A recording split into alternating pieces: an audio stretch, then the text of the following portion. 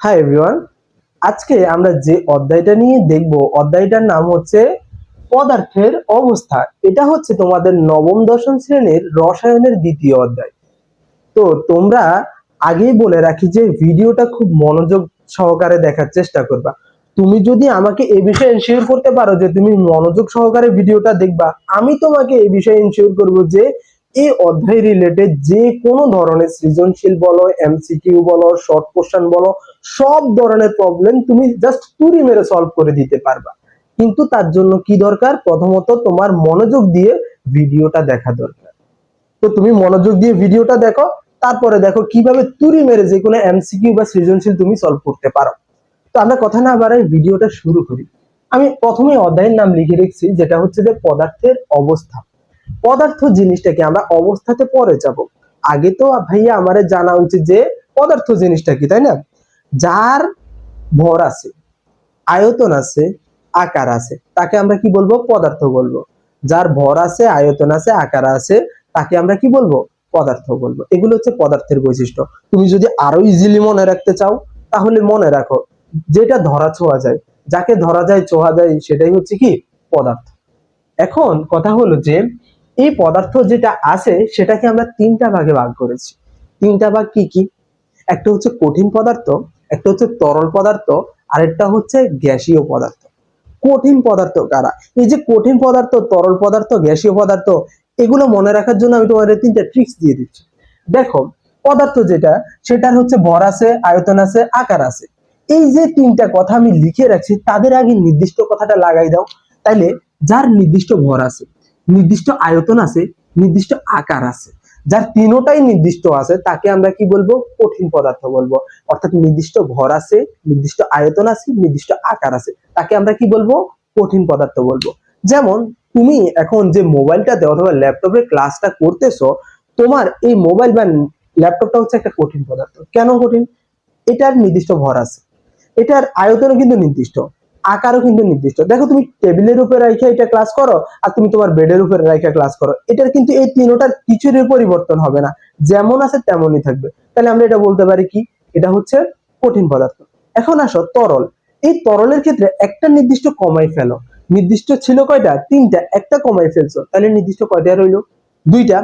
তাহলে যার নির্দিষ্ট ভর আছে, দুইটা কি কি? নির্দিষ্ট ভর আছে, নির্দিষ্ট আয়তন আছে, কিন্তু নির্দিষ্ট কোনো আকার নেই। দেখছো, দুইটা নির্দিষ্ট আছে, একটা নির্দিষ্ট নেই। তাহলে যার নির্দিষ্ট ভর আছে, নির্দিষ্ট আকার আছে, নির্দিষ্ট আয়তন আছে, কিন্তু নির্দিষ্ট আকার নেই, তাকে আমরা কি বলবো? তাকে আমরা বলবো তরল পদার্থ। উদাহরণ হিসাবে কি হইতে পারে? ধরো তুমি বাজার থেকে 1 লিটার তেল নিয়ে আসলা। এই যে তেলটা নিয়ে আসছো, আসার সময় নর্মালি কিন্তু আমরা বোতলে করে নিয়ে আসি। এটার ভরও কিন্তু নির্দিষ্ট, আয়তন কিন্তু নির্দিষ্ট, পরিবর্তন হচ্ছে না। কিন্তু যখন তুমি নিয়ে আসতেছো এটা বোতলে নিয়ে আসছো, দেখতে তখন তেলটা কিসের মতো লাগবে? অবভিয়াসলি বোতলের মতো লাগবে।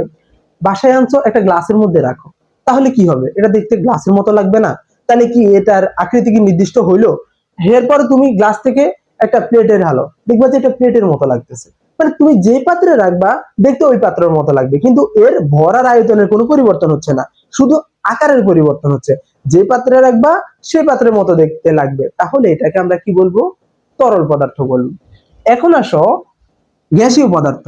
গ্যাসীয় পদার্থের ক্ষেত্রে নির্দিষ্ট আরেকটা কমাই ফেলো, তাহলে নির্দিষ্ট আর থাকতেছে কয়টা? মাত্র একটা। তো ওই একটা কি? যার নির্দিষ্ট ভর আছে, নির্দিষ্ট কোনো আয়তনও নাই, নির্দিষ্ট কোনো আকারও নাই। যার শুধু নির্দিষ্ট ভর আছে, নির্দিষ্ট কোনো আয়তনও নাই, নির্দিষ্ট কোনো আকারও নাই, তাকে আমরা কি বলবো? গ্যাসীয় পদার্থ। বিষয়টা কেমনে হয়? দেখো, তুমি একটা গ্যাসকে যদি একটা সিলিন্ডারে রাখো, দেখবা যতটুকু গ্যাসই রাখো না কেন, পুরা সিলিন্ডারের আয়তন দখল করে রাখছে। আকারটা কার মতো হবে? সিলিন্ডারের মতো হবে। বোতলে রাখলে বোতলের মতো হবে, পুরো বোতলের জায়গাটা দখল করে রাখছে। তাহলে আয়তন কি? যেখানে রাখবা পুরো জায়গাটাই দখল করে রাখবে। আকারটা কেমন হবে? যে পাত্রে রাখছো ওই পাত্রের আকারে ধারণ করবে। কিন্তু বরের কি কোনো পরিবর্তন হয়? তুমি বাজার থেকে 12 কেজি সিলিন্ডার নিয়ে আসছো, বাসায় আনো, এটা কি 13 কেজি হবে বা এটা কি 8 কেজি হবে? হবে না। ভর নির্দিষ্ট থাকবে, কিন্তু এটার আয়তন কি হবে? আয়তন নির্দিষ্ট থাকবে না। যেখানে রাখবা পুরো জায়গাটাই দখল করে রাখবে আয়তন। আর আকার কেমন লাগবে? যে পাত্রে রাখছো ওই পাত্রের মতো দেখতে আকার লাগবে। তাহলে এটাকে আমরা কি বলবো? গ্যাসীয় পদার্থ। তো এলে ইজিলি মনে রাখতে পারো, যেটা নির্দিষ্ট তিনটাই সেটা হচ্ছে কঠিন পদার্থ, যার দুইটা নির্দিষ্ট সেটা হচ্ছে তরল পদার্থ, যার একটা নির্দিষ্ট সেটা হচ্ছে কি পদার্থ? গ্যাসীয় পদার্থ। আশা করি এভাবে যদি তুমি মনে রাখো খুব ইজিলি মনে রাখতে পারবে। এখন পরবর্তী আমার যে টপিকটা সেটা হচ্ছে কণার গতিতত্ত্ব। এতক্ষণ তো আমরা বললাম পদার্থ কঠিন কোনটা, বায়বীয় কোনটা, গ্যাসীয় কোনটা। এই যে পদার্থগুলোর এই যে ব্যতিক্রমটা হয়, কেন কঠিন হয়, কেন তরল হয়, এই জিনিসটা বুঝতে পারলে আমি কণার গতিতত্ত্বটা বুঝতে পারবো। এই যে প্রতিটা পদার্থ কিন্তু অসংখ্য কণা দ্বারা গঠিত, তাই না? এক একটা পদার্থ অনেকগুলা কণার সমন্বয়ে গঠিত হয় পদার্থ। এই কণাগুলো কিভাবে থাকে, এই আমি কণার গতিতত্ত্ব দেওয়ার আগে তোমাকে ছোট একটা উদাহরণ দিচ্ছি। আমি যে রুমে ক্লাস করাচ্ছি অথবা তুমি যে রুমে বসে আছো, মনে করো এই রুমে আমি 500 জন মানুষ ঢুকাই দিলাম। এখন 500 জন মানুষ বা ধরো 200 জন মানুষ দিলাম, যখন দিলাম এমন অবস্থা হবে একজন একজনের গায়ের সাথে এমন ভাবে লেগে থাকবে, তখন তাদের মধ্যবর্তী কোনো ফাঁকা জায়গা থাকবে না। তখন তারা কি করতে পারবে, নিজ অবস্থান থেকে কি করতে পারবে, নাড়াচাড়া করতে পারবে। একটা কি এক অবস্থান থেকে অন্য অবস্থায় যেতে পারবে না। এখন আবার আরেকটা কথা হচ্ছে যে এই যে তাদের মধ্যবর্তী যে জায়গাটা, যে দূরত্বটা, সেটাকে আমরা কি বলবো? দেখো, কোনো কিছুর ভিতরে এই একটা বৃত্ত আঁকছি, এটার ভিতরে আমি একটা কি দিলাম, ধর একটা বিন্দু দিলাম। এই বিন্দুটা আমি এখানে কি বলবো, এটা বৃত্তের ভিতরে, এটাকে আমরা বলবো কি, অন্ত। এটাকে আমরা বলবো কি, অন্ত। এখন এখানে একটা বিন্দু, এখানে একটা বিন্দু, বা এখানে একটা বৃত্ত, এখানে একটা বৃত্ত, এই দুইটা বৃত্তের মাঝামাঝি যে জায়গাটা, সেটাকে আমরা বলবো কি, আন্ত। তাহলে দুইটার মাঝামাঝি যদি কোনো জায়গা থাকে সেটাকে আমরা বলি আন্ত, আর কোনো কিছুর ভেতরে হইলে সেটাকে আমরা বলি অন্ত। ভালো করে বুঝো। এখন দুইটা কণা, এই কণার মধ্যবর্তী যে দূরত্বটা, তাহলে এটা দুইটার মধ্যবর্তী না? এটা কি একটা কণার ভেতরে না, দুইটার মধ্যবর্তী। যদি দুইটার মধ্যবর্তী হয় তাহলে এটাকে আমরা দূরত্বটাকে কি বলবো, আন্তর দূরত্ব বলবো। কাদের আন্তর দূরত্ব? কণার আন্তর দূরত্ব।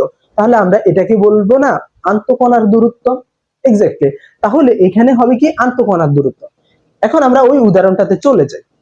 যখন এই রুমের ভিতরে তোমার কতজন আছে, 50 জন আছে, সরি 200 জন আছে, তখন একজন একজনের গায়ের সাথে এমন ভাবে লেগে থাকে যে তারা নিজ অবস্থানে থেকে সর্বোচ্চ কি করতে পারবে ভাইয়া, কাপাকাপি করতে পারবে। এক অবস্থান থেকে অন্য অবস্থানে কি কখনো যেতে পারবে? কখনোই না। তাহলে তাদের এই অবস্থাতে তাদের আন্তঃকণার দূরত্ব কেমন ভাই? খুবই কম, নাই বললেই চলে। একজন একজনের গায়ের সাথে লেগে আছে। এই অবস্থা থেকে আমি যদি বলি এই কর্নারের লোকের ওই কর্নারে যাইতে, সে কি কখনোই যেতে পারবে? তোমার কি মনে হয় কখনো যেতে পারবে? পসিবল? পসিবল না। তাহলে এই অবস্থানে তাদের গতিশীলতা কি হবে, একদম কম, মানে নাই বললেই চলে। এখন আসো তরল পদার্থ। তরল পদার্থের ক্ষেত্রে কি হবে ভাইয়া, আমি এই যে রুমের মধ্যে 200 জন ছিল, এটার থেকে 150 জন সরাই দিলাম, তাহলে কি হবে? তাহলে কি তাদের মধ্যবর্তী দূরত্ব বেড়ে যাবে না? হ্যাঁ, অবশ্যই বাড়বে। তখন আমরা কি বলবো, ওই অবস্থাতে আন্তঃকণার দূরত্ব কেমন? ভাই কঠিন থেকে বেশি, তাই না? কঠিন থেকে বেশি আন্তঃকণার দূরত্ব। এই অবস্থানে যদি আমি বলি রুমের এক কর্নারের মানুষকে অন্য কর্নারে যাইতে, তখন কি সে যেতে পারবে? হ্যাঁ, যেতে পারবে। তবে যেতে একটু কষ্ট হবে, একজনের গায়ের সাথে একজনের গায়ে লেগে লেগে এভাবে যেতে পারবে। তখন তুমি আমাকে বলো ভাইয়া, তাদের কণার যে গতিশীলতা, কঠিনে তো নাই, মানে নাই বললেই চলে, নিজ অবস্থানে থেকে একটু কাঁপাকাঁপি করতে পারে। কিন্তু তরল অবস্থায় কি হয়েছে, এক অবস্থান থেকে অন্য অবস্থানে যেতে পারতেছে, তাহলে কণা কিছুটা গতিশীল হয়েছে। তাহলে গতিশীলতা কেমন হয়েছে ভাইয়া? কঠিন থেকে একটু বেশি হয়েছে। হ্যাঁ। এখন আসো গ্যাসীয় অবস্থায়। গ্যাসীয় অবস্থার ক্ষেত্রে কি হবে ভাইয়া, আমি এই রুম থেকে আরো কি করলাম, 40 জন সরাই দিলাম, আছে কতজন ভাইয়া, 10 জন। এখন যদি আমি তাদেরকে বলি এই অবস্থান থেকে ওই অবস্থানে যাইতে, অর্থাৎ রুমের এই কর্নার থেকে ওই কর্নারে যাইতে, তখন তারা কি করবে? যেতে পারবে। মানে কি ভাই, নাচতে নাচতে যাবে, তাই না? তখন এই যে অবস্থা, এই অবস্থাতে তাদের মধ্যবর্তী দূরত্ব, এই যে যাইতে পারতেছে ফ্রিলি, কেন যেতে পারতেছে? তাদের মধ্যবর্তী দূরত্ব অনেক বেশি হয়ে গেছে না? পুরো রুমের ভিতরে কোথায় 200 জন ছিল, আসছে কতজন, 10 জনে।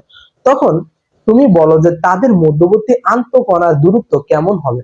আন্তঃকণার দূরত্ব কেমন হবে? আন্তঃকণার দূরত্ব হবে তখন সব থেকে বেশি।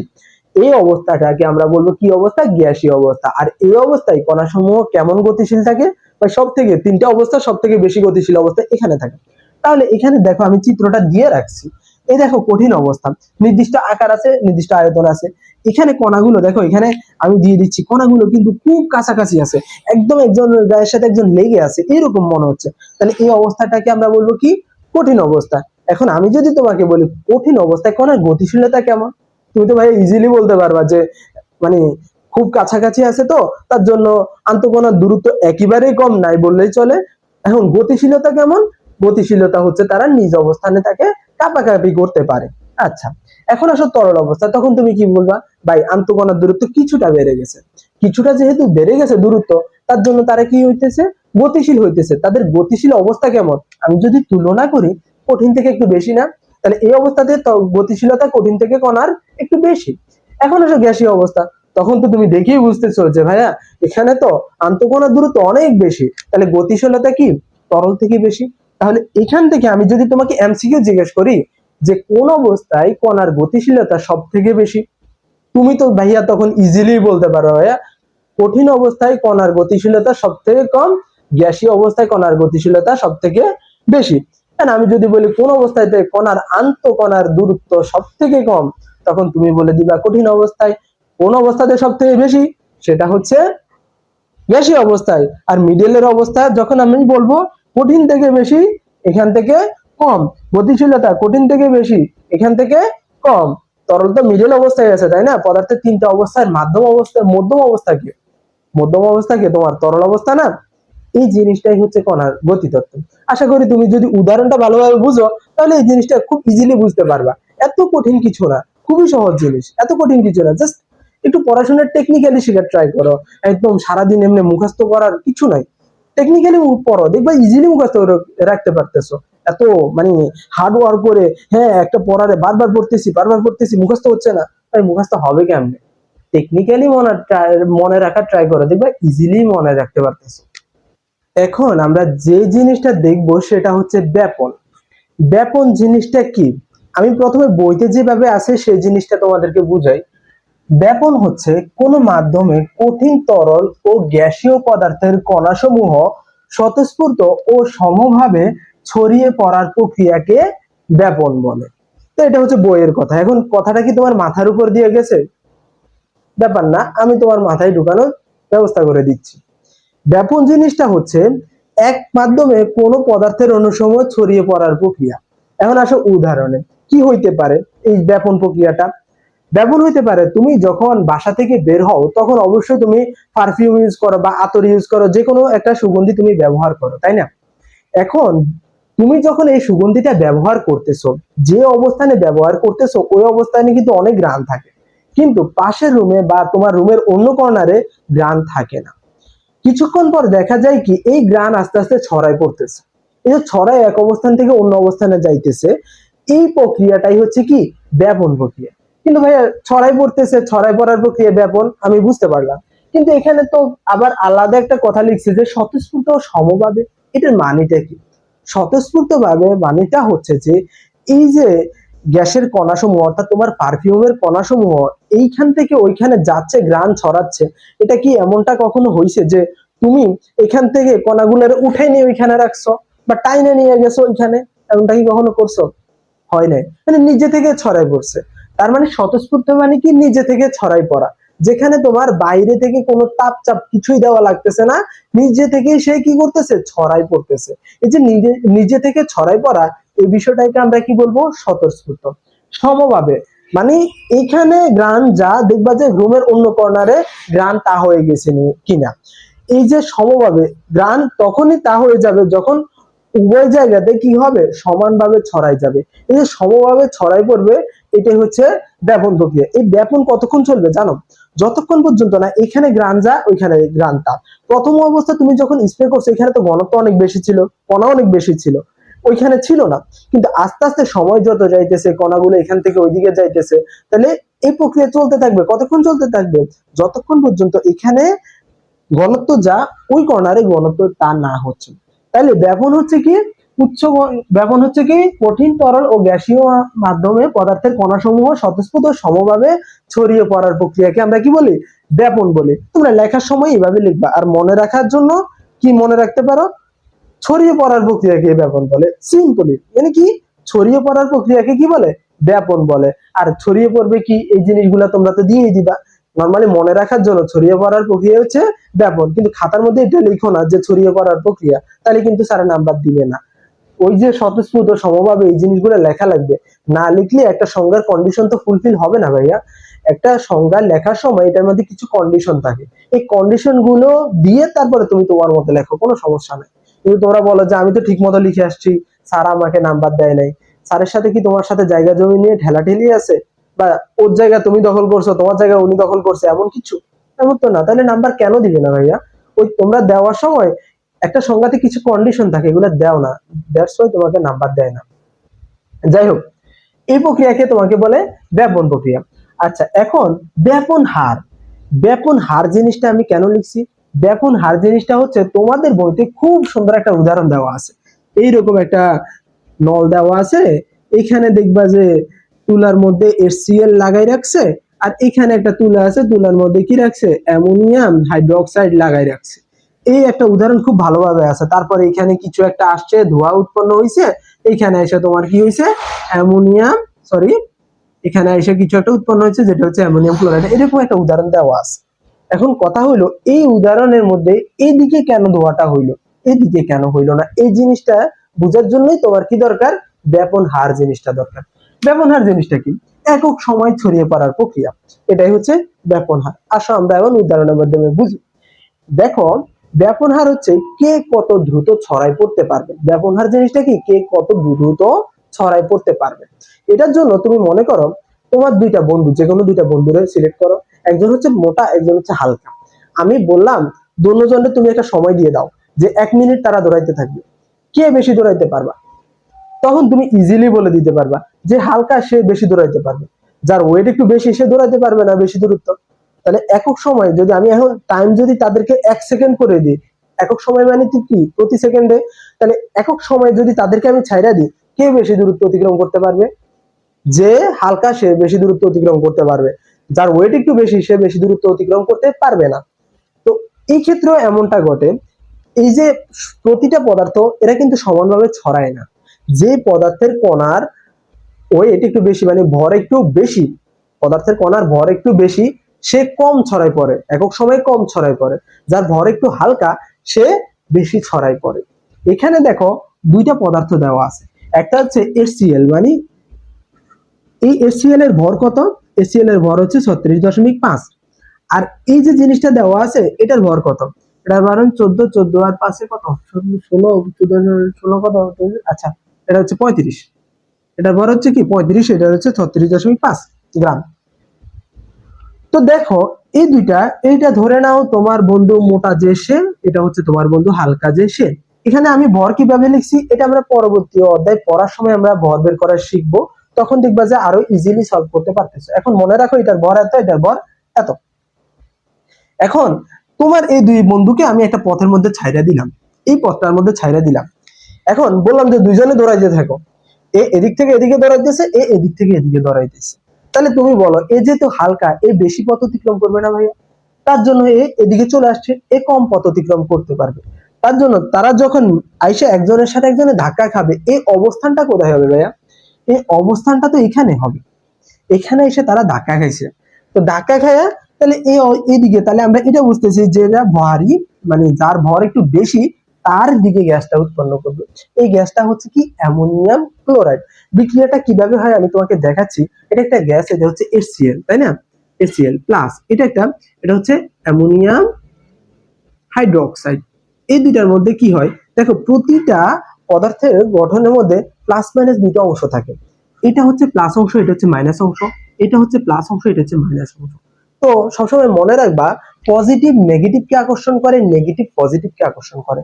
ওই হিসাবে এখানে নেগেটিভ এটা পজিটিভটাকে আকর্ষণ করবে না ভাইয়া, তাহলে হবে কি, অ্যামোনিয়াম ক্লোরাইড প্লাস, এখানে কি হবে, পজিটিভ নেগেটিভকে আকর্ষণ করতেছে, এখানে উৎপন্ন হবে কি, পানি উৎপন্ন হইতেছে। আমার এই জিনিসটা যেটা সেটাই আমার এখানে সাদা ধোঁয়া সৃষ্টি করতেছে, অ্যামোনিয়াম ক্লোরাইড। তো এইভাবেই হচ্ছে যে পদার্থ ছড়িয়ে পড়ে। আর এই জিনিসটার ব্যাখ্যা হচ্ছে এইটা কি, যেটা হচ্ছে যে HCl এর ভর অ্যামোনিয়াম হাইড্রোক্সাইড থেকে বেশি হওয়ার কারণে সাদা ধোঁয়া HCl এর কাছাকাছি জায়গায় উৎপন্ন হয়, অ্যামোনিয়াম থেকে, অ্যামোনিয়াম হাইড্রোক্সাইড থেকে দূরে উৎপন্ন হয় এই জিনিসটা। আর ব্যাপন হার জিনিসটা কি, ছড়িয়ে পড়ার প্রক্রিয়া, একক সময়ে ছড়িয়ে পড়ার প্রক্রিয়াকে কি বলে, ব্যাপন হার বলে। এই তো গেল আমার ব্যাপন নিয়ে কথাবার্তা।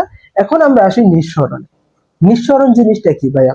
নিঃসরণ জিনিসটা হচ্ছে, দেখো আমি এখানে কয়েকটা কন্ডিশন দিয়ে রাখছি, লেখার সময় আমি বারবারে বলি, সংজ্ঞা লেখার সময় সংজ্ঞা ভিত্তিক কিছু কন্ডিশন থাকে, এই জিনিসগুলো ফুলফিল করে তুমি তোমার ভাষায় যেমনি যেমনি লেখো, কিন্তু কন্ডিশন গুলো দেওয়া থাকতে হবে, তাহলেই কিন্তু স্যার তোমাকে নাম্বার দিবে।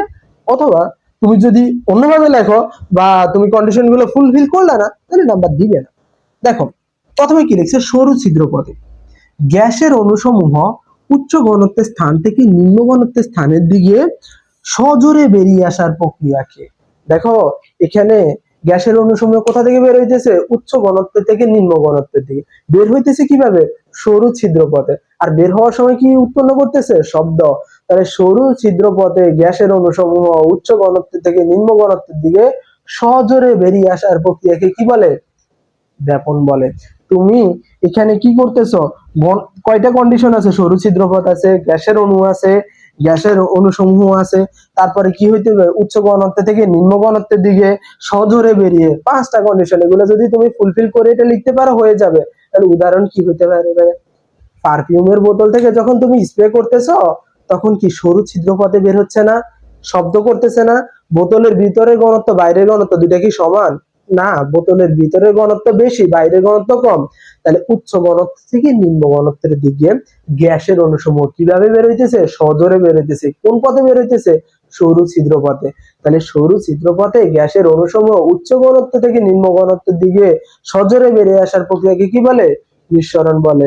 উদাহরণ আরো কি হইতে পারে, অনেক কিছুই হইতে পারে যেগুলা নিঃসরণ হয়। অনেক ক্ষেত্রে হয় কি, অনেক জায়গায় 10 জনে বসে আড্ডা দিচ্ছেন, হ্যাঁ, বা কথা বলতেছে, একজনের নিঃসরণ করে দেয়, করে চুপ করে বসে থাকে, ওইটাও কিন্তু নিঃসরণ। হ্যাঁ, ওই ক্ষেত্রে শব্দ হয়, হয়তো কেউ একটু জোরে শব্দ করে, কেউ হালকা ভাবে শব্দ করে, কিন্তু শব্দ কিন্তু এখানে হয়। হ্যাঁ, তো ওইটাও কিন্তু নিঃসরণ।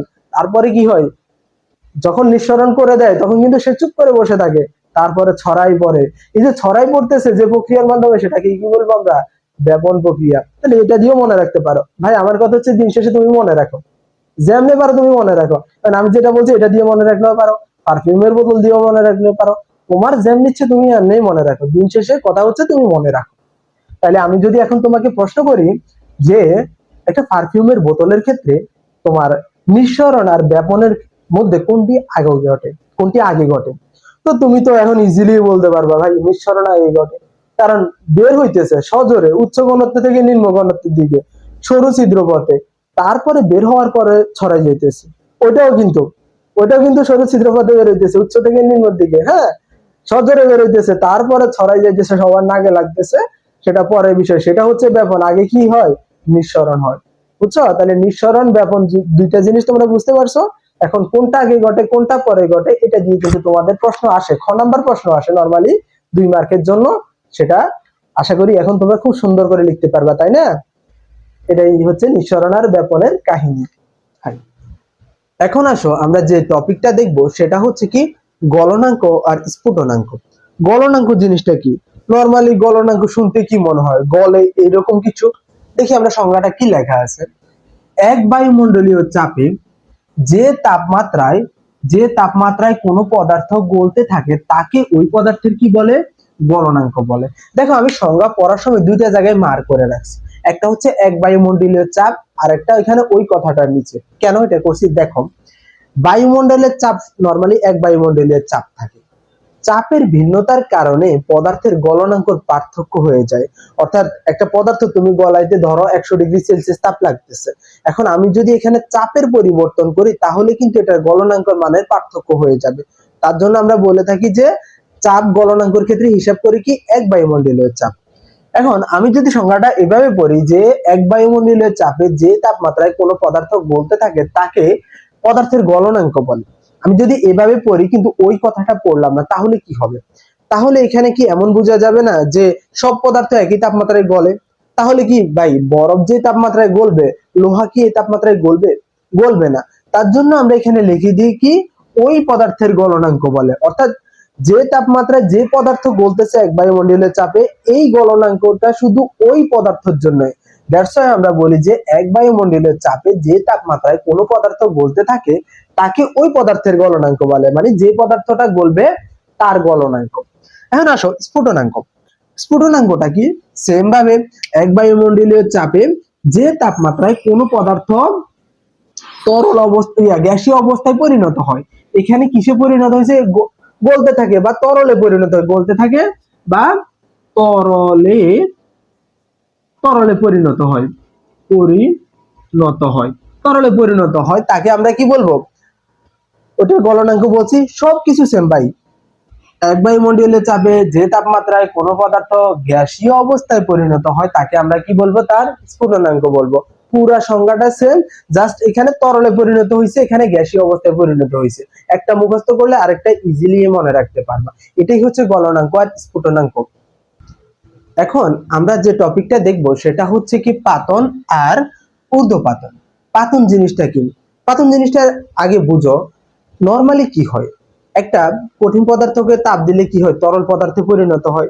আবার তাপ দিলে সেটা তরল থেকে কোথায় পরিণত হয়, গ্যাসীয় অবস্থায় পরিণত হয়। কেন এরকমটা হয়, যখন আমরা একটা পদার্থকে তাপ দিই, তাপ দেওয়ার ফলে এর ভিতরে যে কণাসমূহ আছে এগুলা শক্তি অর্জন করতে থাকে, শক্তি অর্জন করে তারা পরস্পর থেকে দূরে সরে যায়।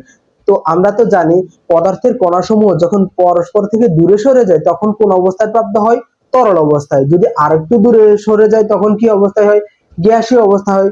এমনি তো পদার্থের একটা থেকে অন্য অবস্থার সৃষ্টি হয়, তাই না?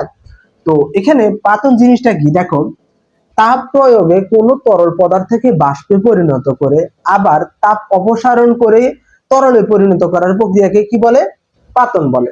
তাপ দিছ, তার কারণে তরল থেকে কিসে পরিণত হয়েছে, বাষ্পে পরিণত হয়েছে। তুমি যদি তাপটা আবার অপসারণ করে ফেলো তাহলে কণাসমূহ কি শক্তি হারাবে, হারাই আবার কি হবে, পরস্পরের কাছাকাছি চলে আসবে, তাহলে তো তরল অবস্থায় প্রাপ্ত হবে, তাই না? তো এই জিনিসটাই হচ্ছে তোমার পাতন, তরলকে তুমি গ্যাসে পরিণত করছো আবার তাপ অপসারণ করে তরলে পরিণত করছো, এই প্রক্রিয়াটাই হচ্ছে কি তোমার পাতন। দেখো আমি এখানে একটা চিত্র দিয়ে রাখছি তোমাদের বোঝার সুবিধার্থে, যদিও চিত্র এত ভালো হয়নি। যাই হোক, এখানে দেখো আমি একটা পাত্র রাখছি যেটাতে আমি তাপ দিতেছি, এখানে তরল রাখা আছে অনেকগুলো। এই তরলগুলো তাপ দিলে কি হবে, এই তরলগুলো তাপ দিলে এখান থেকে বাষ্পে পরিণত হবে না ভাইয়া? তরলগুলো তাপ দিচ্ছি, বাষ্পে পরিণত হয়ে এই পাইপ দিয়ে যাচ্ছে, হ্যাঁ, বা এই টিউব দিয়ে যাচ্ছে। যাওয়ার সময় আমি টিউবের এখানে কি করলাম, এমন একটা অবস্থা তৈরি করলাম যেখানে তাপ অপসারণ করে, অর্থাৎ আমি এটাকে ঠান্ডা করার একটা প্রক্রিয়া করলাম। তো ঠান্ডা করলে কি হবে, এই যে কণাসমূহ এখান থেকে তাপ পেয়ে শক্তি পাইছে, ঠান্ডা করলে আবার কি শক্তি হারাই ফেলবে না? তখন কি আবার পরস্পরের কাছাকাছি চলে আসবে না, এসে কি হবে, আবার তরল অবস্থায় প্রাপ্ত হয়েছে। এই জিনিসটাই হচ্ছে পাতন। মানে এক কথাই যে তরলে গ্যাসে পরিণত করে আবার গ্যাসকে কিসে, তাপ অপসারণ করে তরলে পরিণত করার প্রক্রিয়াকে আমরা কি বলবো, পাতন বলবো। এখন আসো ঊর্ধ্বপাতন। আমি আগেই বলছি যে নরমালি পদার্থের বৈশিষ্ট্য কি হয়, তাপ দিলে কঠিন থেকে তরলে হয়, তরল থেকে বাষ্পে পরিণত হয়। কিন্তু কিছু কিছু পদার্থ আছে যাদেরকে আমরা তাপ দিলে কঠিন থেকে তরলে পরিণত হয় না, সরাসরি বাষ্পে পরিণত হয়ে যায়। তো এই জিনিসটা এখানে লেখা আছে, যে প্রক্রিয়ায় কোনো কঠিন পদার্থকে তাপ প্রদান করা হলে সেটি তরলে পরিণত না হয়ে সরাসরি গ্যাসে পরিণত হয় তাকে কি বলবো, আমরা ঊর্ধ্বপাতন বলবো। অর্থাৎ তাপ দিলে সেটা কঠিন থেকে তরলে নরমালি যে এরকমটা যায় এমন যাবে না, তাপ দিলে কঠিন থেকে সরাসরি গ্যাসে পরিণত হবে। আবার যদি তুমি তাপ অপসারণ করো তাহলে কি হবে, গ্যাস থেকে সরাসরি কঠিন অবস্থায় প্রাপ্ত হবে। তাহলে তাদের এই তরল অবস্থা নাই, তাপ দিছ গ্যাসে গেছে, গ্যাস থেকে আবার কঠিনে আসছে। এই যে প্রক্রিয়াটা, এই প্রক্রিয়াটাকে আমরা বলবো ঊর্ধ্বপাতন প্রক্রিয়া। কাদের এরকমটা হয়, নরমালি তোমার ammonium chloride, carbon die oxide. দেখো কার্বন ডাই অক্সাইড তো একটা গ্যাস আমরা জানি, কিন্তু আমি পাশে একটা এস দিয়ে রাখছি, এস মানে হচ্ছে সলিড বা কঠিন, তাহলে এটাকে আমরা কি বলবো, কঠিন কার্বন ডাই অক্সাইড। তারপরে আয়োডিন, অ্যালুমিনিয়াম, এখানে দেওয়া আছে ন্যাপথালিনের সংকেত দেওয়া আছে, ন্যাপথালিন আমি পাশে দিয়ে লিখে রাখছি তোমাদের বুঝার সুবিধার্থে। আবার এখানে কর্পূর, এরা যারা, এরা সবাই কি হয়, তাপ দিলে কঠিন থেকে সরাসরি বাষ্পে পরিণত হয়, তাপ অপসারণ করে বাষ্প থেকে সরাসরি কঠিন অবস্থায় আসে, এদেরকে বলবো আমরা কি, এটা প্রক্রিয়াটাই হচ্ছে ঊর্ধ্বপাতন। এই যে পদার্থগুলো যাদের এই ঊর্ধ্বপাতন হয় তাদেরকে আমরা কি বলবো, তাদেরকে আমরা বলবো ঊর্ধ্বপাতিত পদার্থ।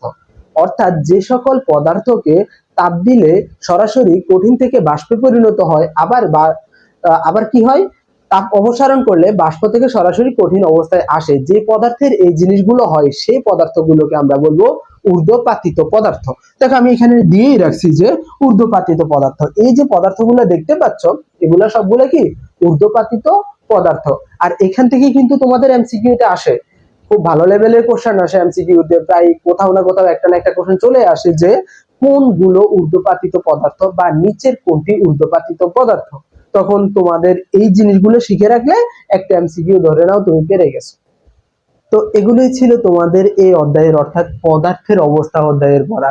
তোমরা যদি মনোযোগ দিয়ে ক্লাসটা করে থাকো তাহলে আমি এতটুকু বিশ্বাস রাখতে পারি যে এই অধ্যায় থেকে যদি এখন তোমাকে সৃজনশীল প্রশ্ন করা হয়, এমসিকিউ করা হয় বা শর্ট কোশ্চেন করা হয়, তুমি ইজিলি আনসার করতে পারবা। আর যদি কোনো কারণে ভিডিওর কোনো অংশ না বুঝে থাকো তাহলে আমি বরাবর যে কথাটা বলি, কমেন্ট বক্স তো আছে, তুমি নির্দ্বিধায় ওখানে প্রশ্ন করবা, আমি উত্তর দেওয়ার চেষ্টা করব। আর দেখা হচ্ছে পরবর্তী ভিডিওতে। সে পর্যন্ত ভালো থাকবা, সুস্থ থাকবা, মন দিয়ে পড়াশোনা করবা। আল্লাহ হাফেজ।